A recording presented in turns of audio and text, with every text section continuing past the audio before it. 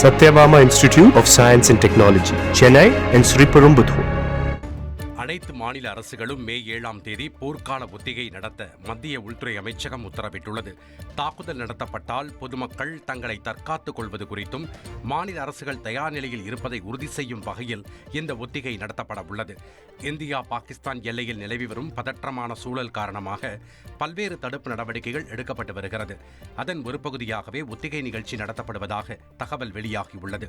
குறிப்பாக வான்வழி தாக்குதல், எச்சரிக்கை சைரன்களை இயக்குதல், விபத்து தடுப்பு நடவடிக்கைகள் குறித்த பயிற்சி, பொதுமக்களை பாதுகாப்பாக வெளியேற்றுதல் உள்ளிட்டவை ஒத்திகையில் இடம்பெறும்.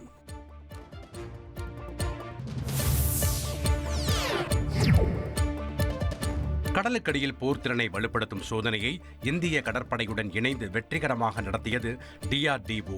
பாதுகாப்பு ஆராய்ச்சி மற்றும் மேம்பாட்டுக் கழகமான DRDO மற்றும் இந்திய கடற்படை ஆகியவை இணைந்து மல்டி இன்ஃப்ளூயன்ஸ் கிரவுண்ட் மைன் என்ற ஆயுதத்தின் சோதனையை வெற்றிகரமாக நடத்தியுள்ளனர்.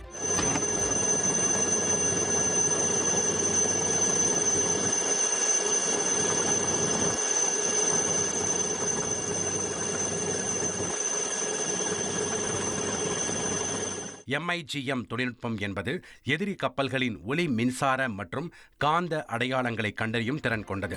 இது மறைந்திருக்கும் கப்பல்கள் மற்றும் நீர்மூழ்கி கப்பல்களுக்கு எதிராக இந்திய கடற்படையின் திறன்களை மேம்படுத்துவதற்காக வடிவமைக்கப்பட்டுள்ளது. இந்த அமைப்பு இந்திய கடற்படையின் கடலுக்கு அடியிலான போர் திறன்களை மேலும் வலுப்படுத்தும். Satyabama Institute of Science and Technology, Chennai and Sriperumbudur.